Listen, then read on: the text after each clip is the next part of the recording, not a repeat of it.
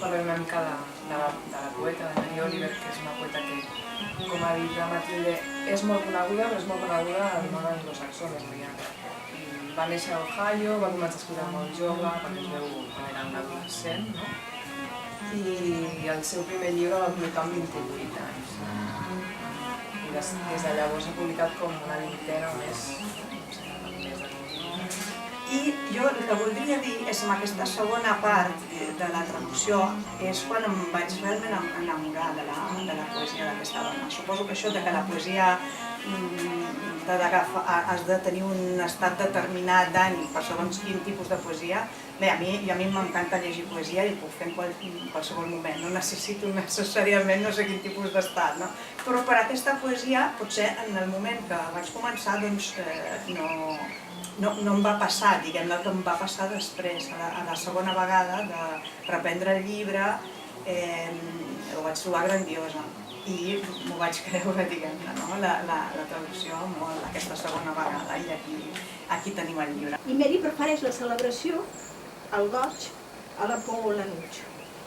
I el repte era traduir aquesta energia, la carn en nova carn, que és el que fa meravellosament de Corinna passar l'aigua mineral de got en got i que no s'esbravi el gas. Un exemple, hi ha un poema que diu això, diu, escolta, diu la guineu, hi ha música per córrer les muntanyes, per llepar rosada de les fulles, per ensumar les vores dels llacs, per olorar els ànecs. Sentiu la reiterada preposició per, l'encavallament. El full encara és més bonic. I sona com un riu que salta i cau, sona com un cos que s'esllavissa, sona. És com si fos música. També la mort és música, no pot ser dita. Sona com un riu. Ordinarily, I go to the woods alone, with not a single friend, for they are all smilers and talkers, and therefore unsuitable. I don't really want to be witness, talking to the catbirds or hugging the old black oak tree. I have my way of praying, as you no doubt have yours. Besides, when I'm alone, I can become invisible. I can sit on the top of a dune, as motionless as an uprise of leaves, until the foxes run by unconcerned. I can hear the almost unhearable sound of the roses singing. If you have ever gone to the woods with me, I must love you very much. Al Percy no li agrada que llegeixi llibres i refrega el musell i gruny. Gira els ulls en blanc, de vegades esternuda. Ha sortit el sol, diu, i fa vent. Hi ha marea baixa i els gossos dels veïns juguen.